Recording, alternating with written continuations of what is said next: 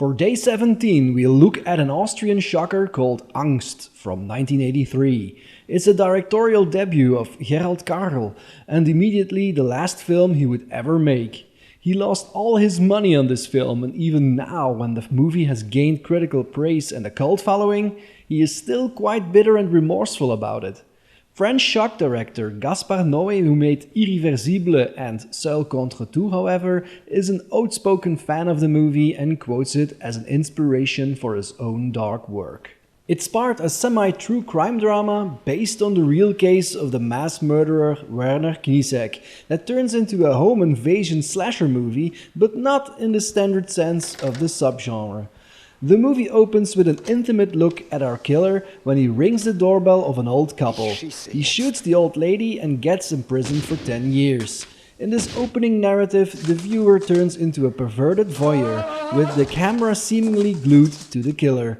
When he is imprisoned, we get to the true crime part when a narrator provides us a look into his background, where we learn that his upbringing was messed up as hell. Due to a flaw into the legal system, he was declared sane and released after his imprisonment.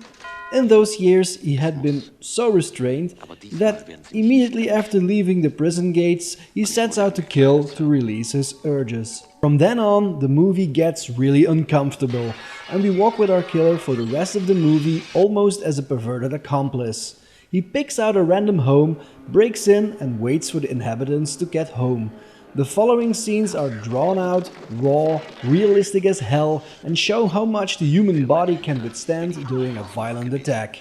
There's a very nasty stabbing scene in the film where pig's blood, not stage blood, was used for the stabbing scenes, for the sake of additional realism. The movie either uses lots of crane shots that gives us an overview of the layout of the house when he's lurking around, or we stick uncomfortably close to him and are shoved into the imperfections of his face or the slime on his teeth.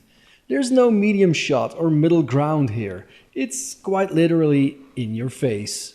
So in conclusion, there is no traditional suspense building, and it is designed to let the viewer live in the mind of a killer for its 85 minutes duration. It is highly unpleasant because of the high realism of the violent attacks, and the way it is shot only exemplifies it. You can clearly state that it is highly effective as a horror film, as it mirrors violent home invasions from real life by not pulling any punches. It's certainly not a film for everyone, and it doesn't provide much story or a clear narrative. So if you feel adventurous and are interested in true crime drama with your stomach constantly in a knot, then I'd say that this is an unmissable film. Next time you watch true crime family dramas on TV, you'll sure as hell will be thinking about this film, as it shows you everything in detail what TV dramas cut out. See you next time.